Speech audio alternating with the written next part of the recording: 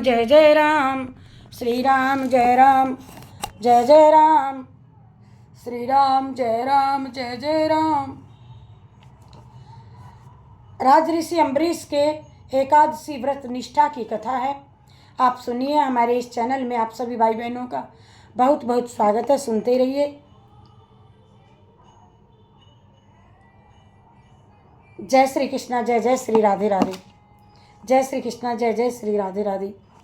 2 minute की कथा है, फिर आरती करेंगे। अम्बरीश की कथा के पश्चात कल सुनाएंगे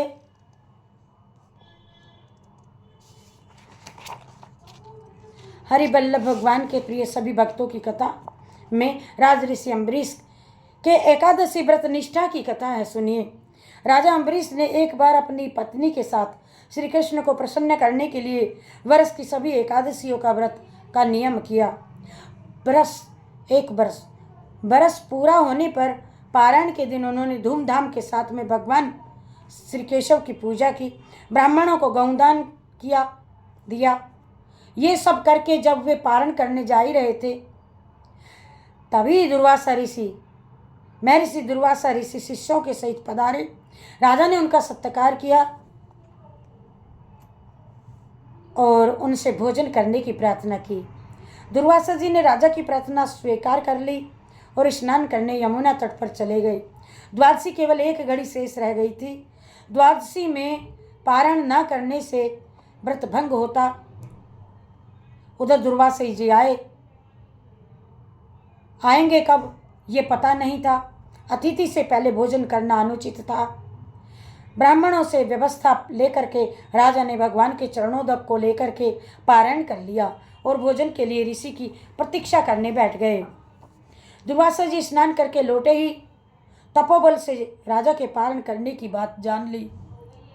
वे अत्यंत क्रोधित हुए और अभी कथा ही चल रही है बेटा कि मेरे भोजन के पहले इसने क्यों पारण कर लिया। क्रोध आया। उन्होंने मस्तक से एक जटा उखाड़ ली और उसे जोर से पृथ्वी पर पटक दिया। उससे कालाग्नि के समान कृत्ता नाम की भयानक राक्षसी उत्पन्न हो गई। वह राक्षसी तलवार लेकर के राजा को मारने दौड़ी। राजा जहां के तहां स्थिर खड़े रहे। वे तनिक भी भय नहीं लगा उन्हें। सर्वत्र सब रूपों में भगवान ही भगवान दिखाई दिए। यह देखने वाला भगवान का भक्त भला कहीं अपने को दया में स्वामी से डर लगता है क्या। अम्बरीश को कृत्ता भी भगवान ही दिखाई दी थी, परंतु भगवान का सुदर्शन चक्र तो भगवान की आज्ञा से पहले ही राजा की रक्षा में नियुक्त था। उसने पलक मारते कृत्ता को भस्म कर दिया और दुर्वासा की भी खबर लेने उनकी ओर दौड़ा। अपनी कृत्ता को इस प्रकार नष्ट होते और ज्वाला में कराल चक्र को अपनी ओर आते देख दुर्वासा जी प्राण लेकर के भागे। वे 10 दिशाओं में, पर्वतों की गुफाओं में, समुद्र में जहां तहां छिपने को गए। चक्र वहीं वहीं उनका पीछा करता चला। आकाश में, पाताल में सब कहीं गए। इंद्र आदि लोकपाल को उन्हें क्या शरण देते, क्या देते। इंद्र तो क्या बचा सकते थे। आकाश पाताल में सब कहीं गए। इंद्र आदि लोकपाल तो उन्हें क्या शरण देते। सुन ब्रह्मा जी और शंकर जी ने भी आश्रय नहीं दिया। दया करके शिव जी ने उनको भगवान के पास में ही जाने को कह दिया। जाओ, प्रभु के पास जाओ, वही बचा सकेंगे। और फिर भगवान विष्णु जी के चरणों में उन्हें जाना पड़ा। गए और गिर पड़े। दुर्वासा जी ने कहा, प्रभो आपका नाम लेने से नार की जीव नरक से छूट जाते हैं, अतः आप मेरी रक्षा करें, मेरी रक्षा करें। अरे मैंने आपके प्रभाव को जान करके आपके भक्त का अपराध किया, इसलिए आप मुझे क्षमा करें, आप मुझे क्षमा करें। और भगवान अपनी छाती पर भृगु की लात तो सह सकते हैं, अपने प्रति किया हुआ अपराध तो कभी मन में नहीं लेते, पर भक्त के प्रति किया हुआ अपराध वे क्षमा नहीं कर सकते। प्रभु ने कहा, महर्षि मैं स्वतंत्र नहीं हूं, मैं तो भक्तों की पराधीन हूं। साधु भक्तों ने मेरे हृदय को जीत लिया है। साधु जन मेरे हृदय हैं और मैं उनका हृदय हूँ। मुझे छोड़ करके वे कुछ भी नहीं जानते और उनको छोड़ करके मैं भी कुछ नहीं जानता। साधु भक्तों को छोड़ करके मैं अपने इस शरीर को भी नहीं चाहता और इन लक्ष्मीपति जी को, जिनकी एकमात्र गति मैं ही हूँ, उन्हें भी नहीं चाहता हूँ मैं। जो भक्त स्त्री पुत्र घर परिवार धन प्राण और इहलोक और परलोक को सबको त्याग करके मेरी शरण आया है, भला मैं उसे कैसे छोड़ सकता हूँ। जैसे पतिव्रता स्त्री अपने पति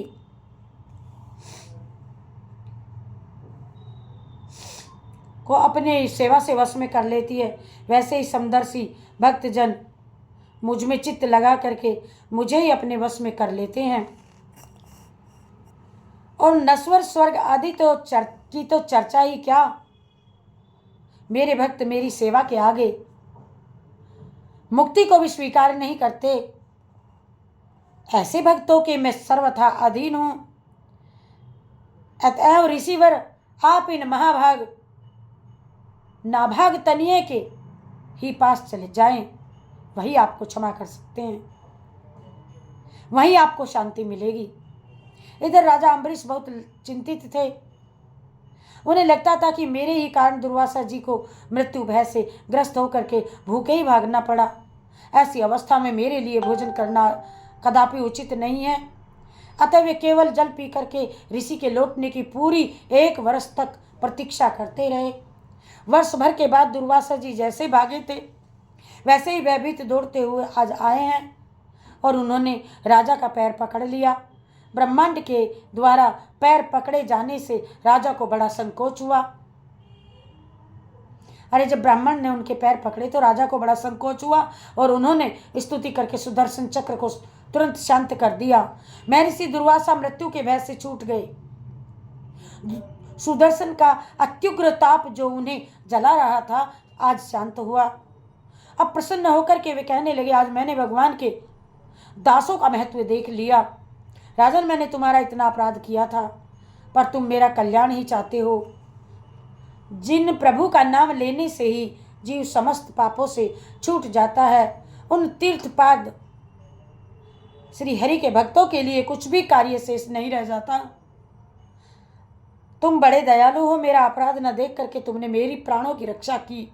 अम्बरीश के मन में ऋषि के वाक्यों में कोई अभिमान नहीं आया। उन्होंने इसको भगवान की कृपा ही समझा और महर्षि चरणों में प्रणाम करके बड़े आदर से राजा ने उन्हें भोजन कराया है आज द्वादशी के दिन, और उनके भोजन करके चले गए। चले जाने पर 1 वर्ष पश्चात उन्होंने फिर पवित्र अन्न प्रसाद रूप से लिया। बहुत काल तक परमात्मा में मन लगा करके प्रजा पालन करने के पश्चात अम्बरीश जी ने अपने पुत्र को राज सौंप दिया और भगवान वासुदेव में मन लगा करके वे वन में चले गए। वहाँ भजन तथा तप करते हुए उन्होंने भगवान को प्राप्त कर लिया।